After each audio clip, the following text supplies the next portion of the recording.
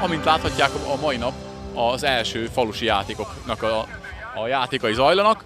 A falusi játékoknak a célja az, hogy az önkéntességet kihozza a városokon kívülre, a rurális környezetbe. Egyrészt, másrészt pedig, hogy a környezetvédelemre buzdítsa a fiatalokat. Ezért a mai játéknak a témája a környezetvédelem.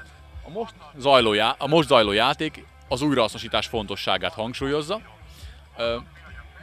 és a mai játékkal az a célunk, hogy a fiataloknak megmutassuk azt, hogy játékos vetélkedéken keresztül hogyan tudnak környezettudatosabban élni, illetve hogyan tudnak jobban figyelni a környezetükre. A mai játékra mintegy 8 csapat fiatal jelentkezett, és ezáltal igen széles körbe el fog jutni az üzenetünk. A projekt támogatását köszönjük az Ifjúsági és Sportminisztériumnak, illetve az aktív resurscentárnak és a Lokátor Környezetvédő Egyesület önkénteseinek.